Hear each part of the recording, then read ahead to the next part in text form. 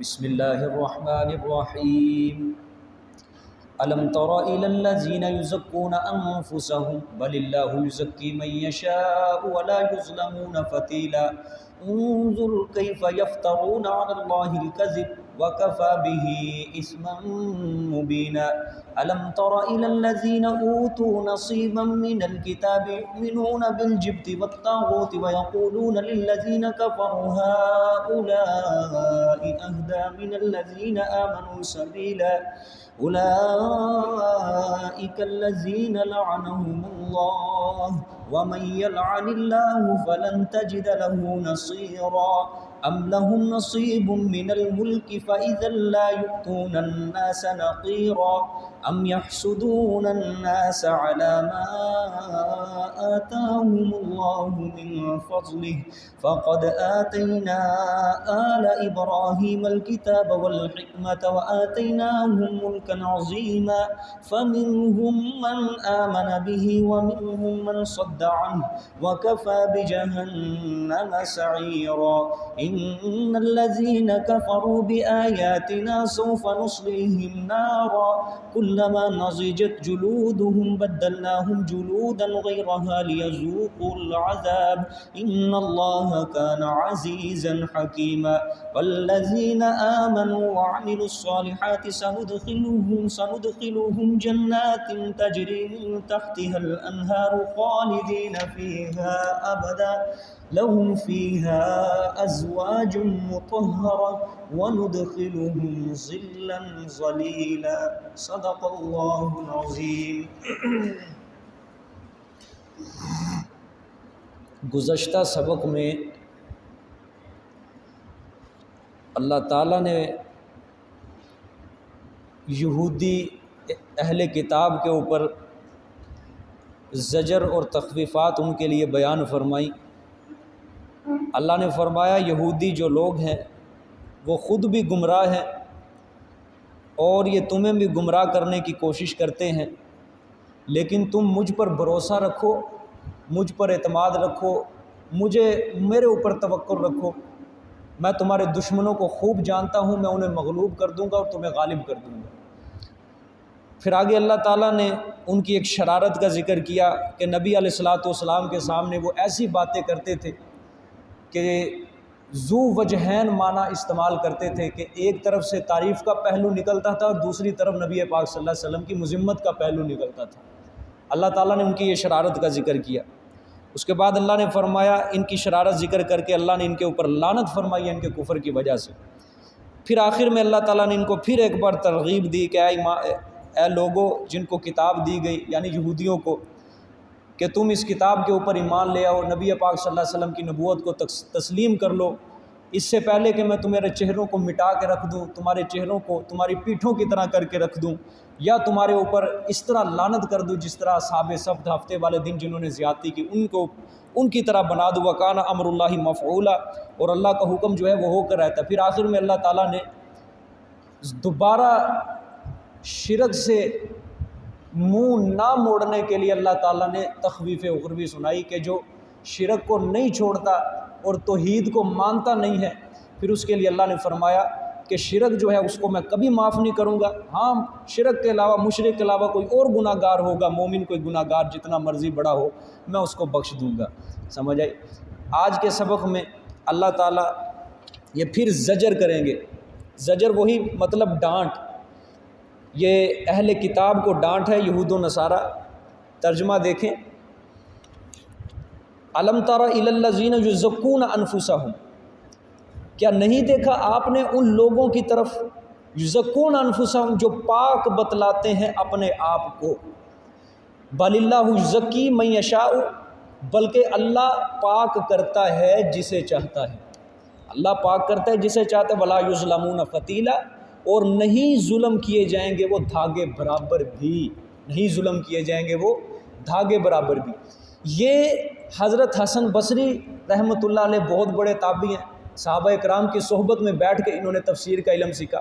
حضرت قتادہ بھی، یہ بھی صحابہ کرام کی صحبت میں بیٹھنے والے، انہوں نے قرآن پاک سیکھا۔ یہ اس آیت کی تفسیر فرماتے ہیں کہ یہ جو آیت ہے یہ ان یہود و نصارہ کے بارے میں نازل ہوئی ہے کہ جو اپنے آپ کے بارے میں یہ کہتے تھے نحن ابناء اللہ و احباؤہ، قرآن پاک کے اندر اللہ نے ذکر کیا کہ یہودی عیسائی کہتے تھے ہم اللہ کے بیٹے ہیں اور اس کے پیارے ہیں، یہ یہودی کہتے یعنی اپنے آپ کو کہتے تھے ہم تو پاک ہیں، ہم معصوم ہیں، ہمارے نزدیک تو نہیں گناہ سے، اگر ہم سے گناہ صادر بھی ہو جائے تو اللہ ہمیں کبھی جہنم کے اندر نہیں پھینکے گا، اگر چلے بھی گئے جہنم کے اندر اللہ کچھ دن ہمیں جہنم کے اندر رکھے پھر جنت کے اندر داخل کر دے گا۔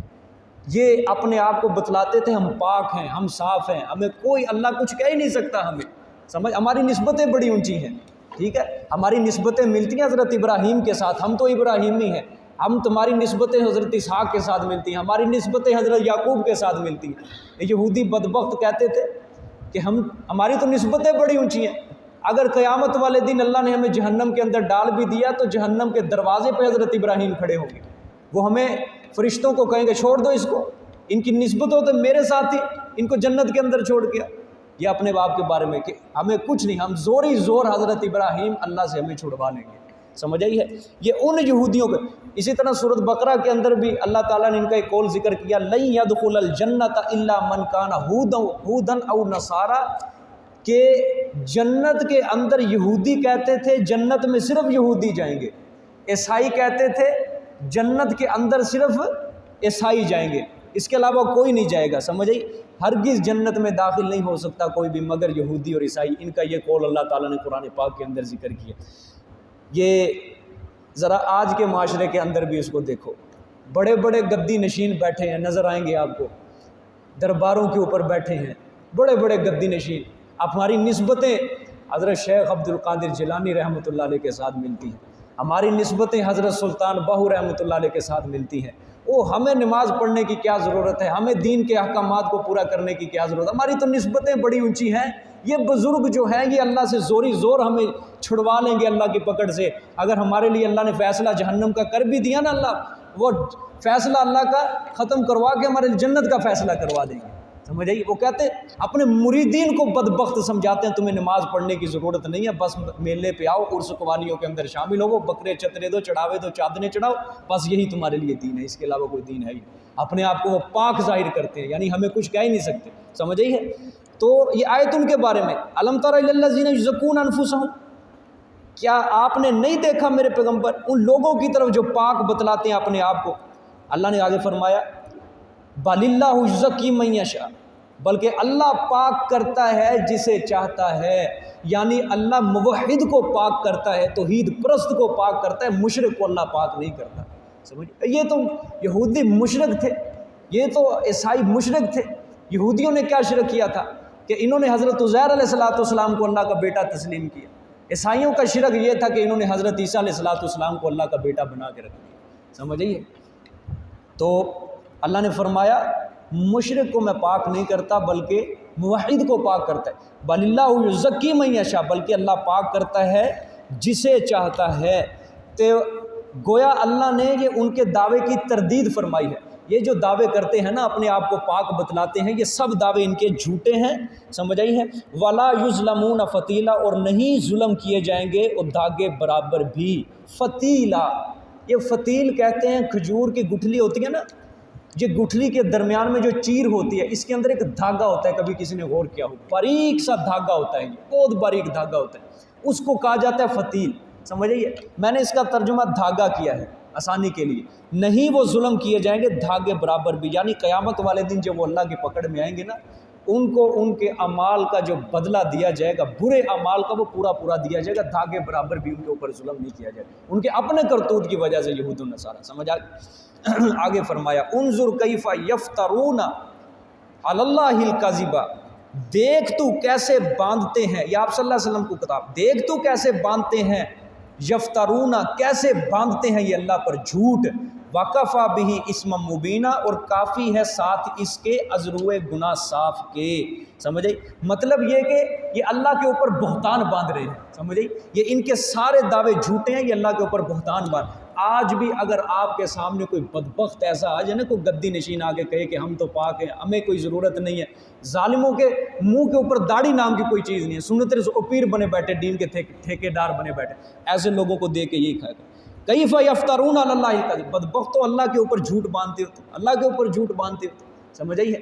دیکھ میرے پیغمبر کس طرح یہ جھوٹ باندھتے ہیں اللہ کے اوپر. وَكَفَى بِهِ اسْمًا مُبِينًا، کہ اور کافی ہے ساتھ اس کے عذروِ گناہ صاف کے. آگے فرمایا یہ پھر زجر ہے. الم تر الی الذین، یہ پھر زجر ہے دوبارہ. الم تر الی الذین اوتوا نصیبا من الکتاب یؤمنون بالجبت والطاغوت، کہ آپ نے نہیں دیکھا ان لوگوں کی طرف جن کو دیا گیا کچھ حصہ من الکتاب، کتاب سے. یؤمنون بالجبت والطاغوت، ایمان لاتے ہیں وہ جبت پر، ساتھ جبت کے، والطاغوت اور طاغوت پر.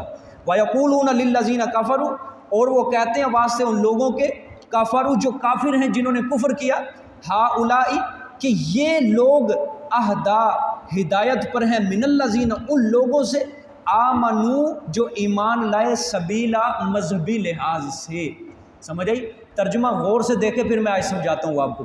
الم تر الی الذین اوتوا نصیبا من الکتاب، اہل کتاب کو زجر ہے جی، کہ آپ نے نہیں دیکھا ان لوگوں کی طرف جن کو دیا گیا نصیباً کچھ حصہ کتاب سے، یؤمنون بالجبت ایمان لاتے ہیں وہ ساتھ جبت کے، والطاغوت اور طاغوت پر، ویقولون للذین کفروا اور وہ کہتے ہیں واسطے ان لوگوں کے جنہوں نے کفر کیا، کہ یہ جو ہے نا لوگ اہدا، یہ ہدایت کے اوپر ہیں ان لوگوں سے جو ایمان لائے مذہبی لحاظ سے. آیت کے اندر جبت کا لفظ دیکھ رہے ہیں، جبت سے مراد ہے معبود لغیر اللہ. مشرکین مکہ کا بت تھا، کوئی مفسرین فرماتے ہیں جبت اس کا نام ہے. سمجھ آئی ہے؟ مشرکین مکہ کا بت تھا جبت اس کا. طاغوت سے مراد ہے شیطان. بھئی اللہ کے علاوہ جس چیز کی بھی عبادت کی جائے گویا وہ طاغوت کی، وہ شیطان کی عبادت ہے.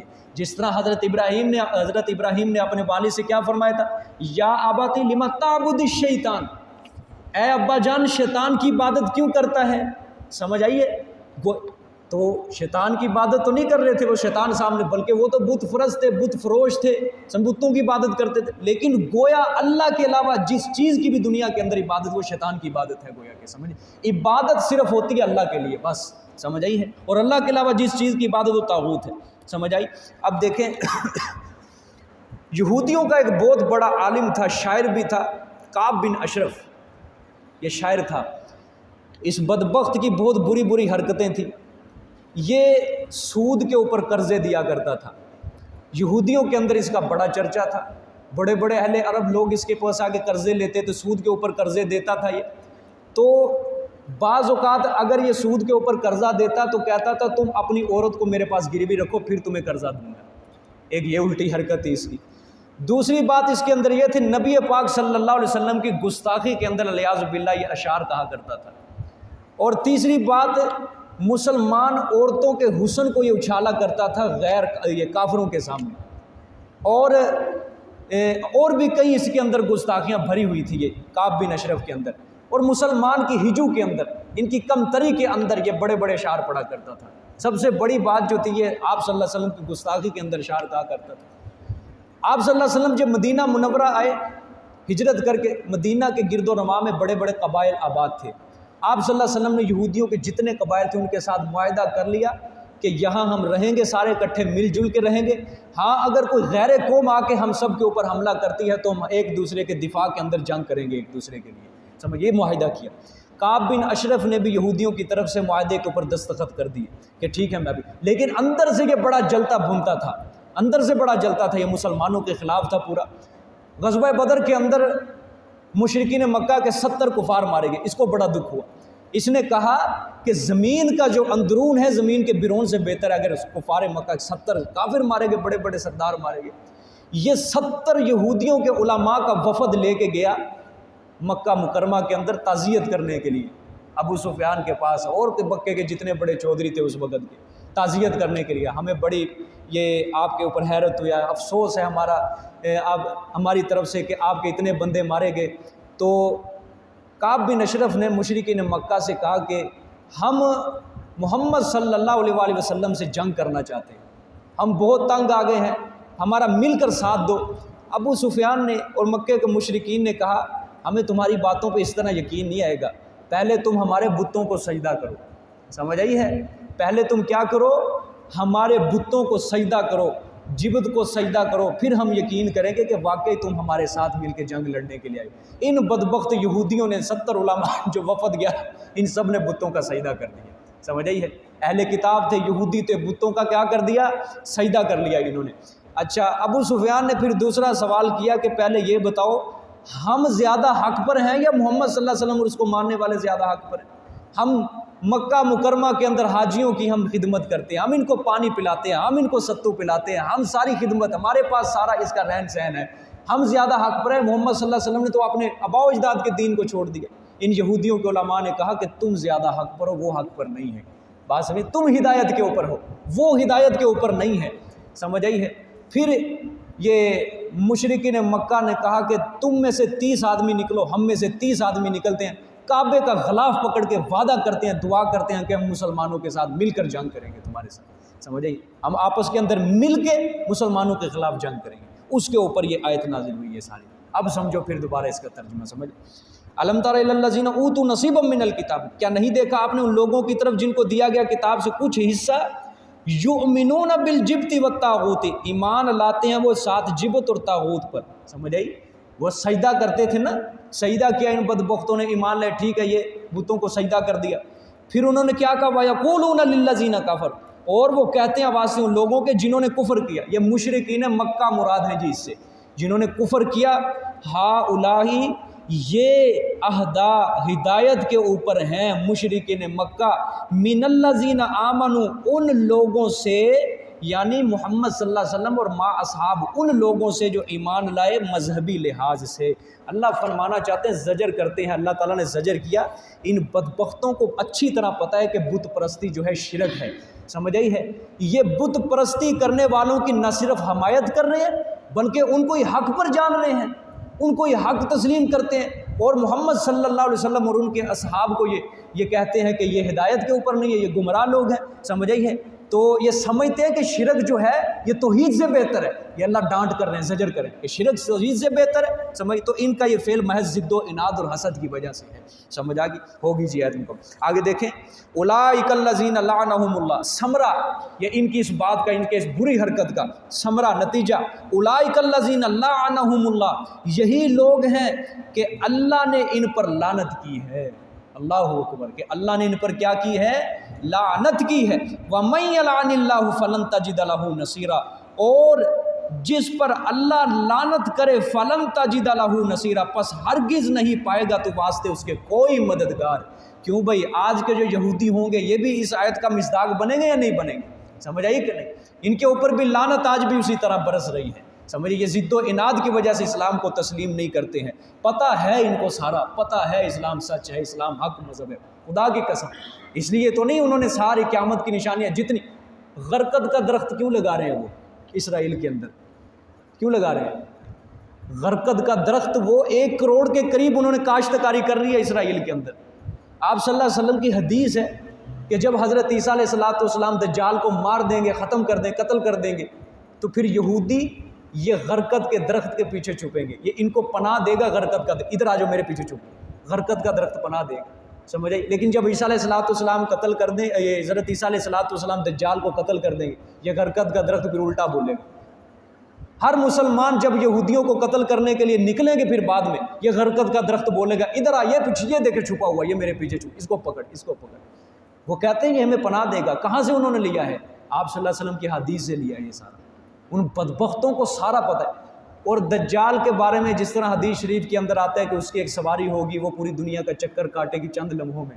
انہوں نے اسرائیل کے اندر ایک بڑا ایئرپورٹ کے اوپر جہاز کھڑا کیا ہوا بنا کے، انہوں کا دعویٰ ہے کہ ہمارا یہ جہاز جو ہے یہ چند منٹوں کے اندر پوری دنیا کا سفر کر لے گا۔ انہوں نے دجال کے لیے تیار کر کے رکھا ہوا وہ سارا جہاز، ایئرپورٹ کے اوپر جہاز تیار۔ کس لیے انہوں نے یہ سارے کام؟ وہ دجال کے پیروکار ہیں سارے کے سارے یہودیوں کا۔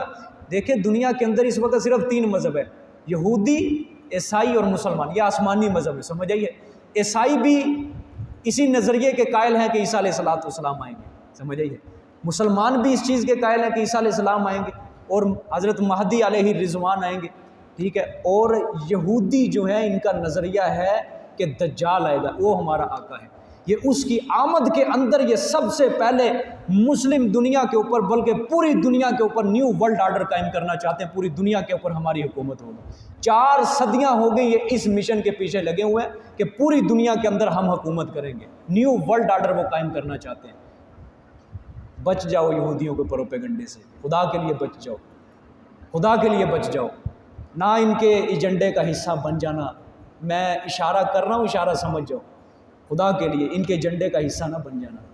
یہ ساری جو وبائیں پھوٹ رہی ہیں، میں نہیں سمجھتا یہ قدرتی وبائیں ہیں، نہیں ہیں یہ قدرتی وبائیں، یہ سارا یہ بدبخت جو آپ صلی اللہ علیہ وسلم نے خود فرمایا حدیث کے اندر کہ کیا قرب قیامت فالج جو ہے پھیل جائے گا، بیماریاں، طرح طرح کے وائرس چھوڑے جائیں گے، ہواؤں سے جراثیم کو اکٹھا کر کے ہتھیار ایسے بنائے جا رہے ہیں، ہواؤں سے جراثیم کو اکٹھا کیا جاتا ہے، ان جراثیم کو اکٹھا کر کے ان سے بیماریاں بنائی جاتی ہیں اور بیماریاں چھوڑی جا رہی ہیں۔ اسی طرح بیماری بھی یہ خود چھوڑتے ہیں اور پھر بعد میں دوائی بھی خود تیار کرتے ہیں اس کا توڑ بنانے کے لیے، اور پھر دوائی جب جس کو لگتی ہے وہ اچھی طرح جانتا ہے پھر جو دوائی جس کو لگتی ہے وہ کیا بنتا ہے اس کا حشر۔ کسی کا ایجنڈے کا حصہ نہ بننا۔ میں نے آج سے 1.5 سال پہلے اس ممبر پہ بیٹھ کے اس کے اوپر جمعہ پڑھایا تھا پورا، کہ خدا کے لیے ان چکروں کے اندر نہ پڑنا ان چکروں۔ 1.5 سال پہلے ایک خبر شائع ہوئی تھی کہ یہ ایسی دوائی تیار کریں گے اس بیماری کے لیے کہ جو انسان کے اندر سے خدائی تصور ختم کرے گی، نظریہ ختم کرے گی مسلمان کے اندر سے، کہ حضرت عیسیٰ نہیں آئیں گے، خدا نہیں ہے، یہ نظام اسی طرح چل رہا ہے۔ سمجھ آئیے؟ یہ چلی تھی یہ خبر، بہت زیادہ یہ چلی تھی سوشل میڈیا کے اوپر، یوٹیوب کے اوپر، اور ہے یہ احادیث شریف کے اندر بھی ہیں اس کی بعض پیشن گوئیاں آپ صلی اللہ علیہ وسلم نے فرمائی ہیں۔ نہ اس چیز کا ایجنڈا بننا خدا کے لیے، یہ بیماری بھی خود چھوڑتے ہیں اور پھر اس کے بعد دوائی بھی خود تیار کرتے ہیں، یاد رکھنا۔ اور ان کا ایک ٹارگٹ صرف مسلمان ہے، اسلام، یہ ختم کرنا ہے ہم نے۔ ان کے رستے کے اندر اگر رکاوٹ ہے تو آج وہ مسلمان ہے۔ خدا کے لیے جو چاہتا ہے کہ میں حضرت مہدی علیہ رضوان کے لشکر کا حصہ بنوں تو وہ تیار ہو جائے، قریب ہی ہے وہ وقت حضرت مہدی علیہ رضوان کا اگر یہ ورود ہو، ظاہر ہو جائے۔ سمجھ آئیے کہ نہیں؟ ہاں، یہود و نصارہ کے پروپیگنڈے کو سمجھو، یہودی عیسائی تو اس وقت اکٹھے ہو چکے ہیں لیکن اب رہ مسلمان کے، اب ان کو اکٹھا اور اتحاد اور مضبوط ہونے کی ضرورت ہے۔ سمجھیے؟ آج یہودیوں کے اوپر وہی اللہ فرما رہے لعنت برس رہی ہے، ان کے اوپر لعنت ہے، نہیں سمجھ آئی کہ نہیں؟ اور دوسری بات، یہ لعنت کا لفظ استعمال کیا اللہ تعالیٰ نے، یہ یہاں پہ لعنہم، لعنت کا مطلب ہوتا ہے بعد، اصطلاحی معنی اس کا ہوتا ہے کہ جو اللہ کی رحمت سے دور ہوتا ہے۔ کافر کے لیے جب رحمت کا لفظ استعمال کیا جائے گا تو معنی کریں گے کہ کافر جو ہے اس کے اوپر لعنت پڑی ہے، یہ ہمیشہ کے لیے اللہ کی رحمت سے دور ہو چکا ہے، سمجھے، ہمیشہ کے لیے ابدی سزا کا مستحق ٹھہر چکا ہے۔ لیکن جب کسی گناہ گار مومن کے لیے لعنت کا لفظ استعمال کریں گے تو مطلب یہ بیان ہوگا کہ اللہ تعالیٰ اس کو جہنم کے اندر پھینکیں گے، لیکن کچھ دنوں کے لیے، چند لمحوں کے لیے پھینکیں گے، پھر اللہ پاک کر کے اس کو جنت میں داخل کر دیں گے، سمجھ، ابدی سزا کا یہ مستحق نہیں ٹھہرا۔ آپ صلی اللہ علیہ وسلم نے کئی بار کئی جگہ پہ مومن مسلمان اگر الٹا کام کرے لعنت فرمائی آپ صلی اللہ علیہ وسلم، جس طرح اللہ نے آپ صلی اللہ علیہ وسلم نے لعن اللہ من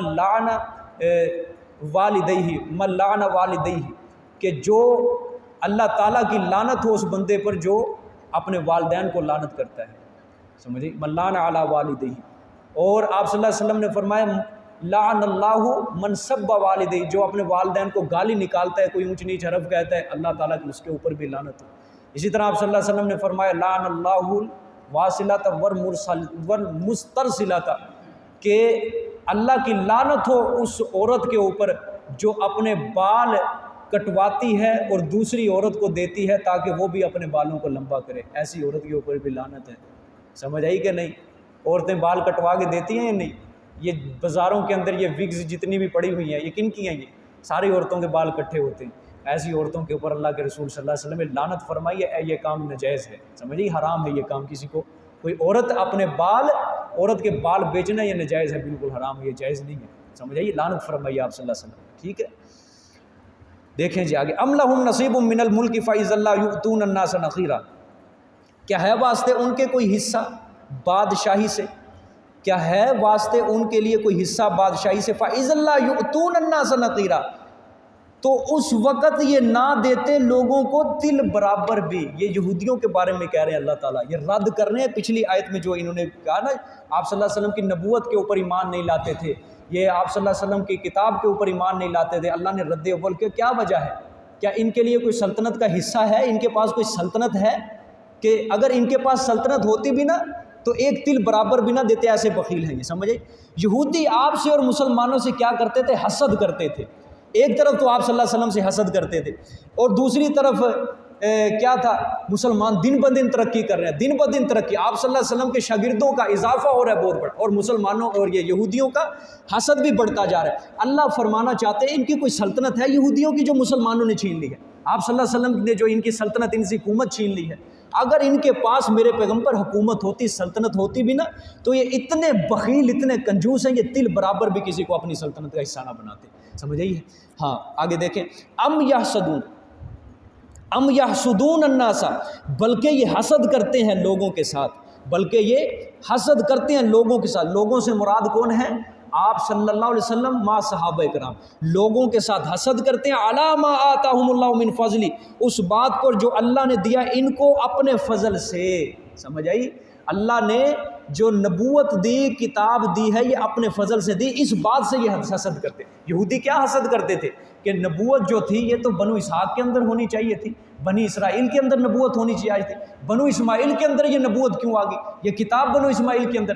حالانکہ تاریخ گواہ ہے کہ بنو اسحاق کے اندر ہی نبوت تھی، بنو اسحاق کے اندر ہی کتاب تھی، سلطنت حکومت بھی بنو اسحاق کے اندر، بنو اسماعیل کے اندر یہ نبوت کیوں؟ یہ حسد تھا ان کا اصل آپ صلی اللہ علیہ وسلم کے ساتھ۔ اللہ نے فرمایا وہ تو میں نے اپنے فضل سے دیا ہے۔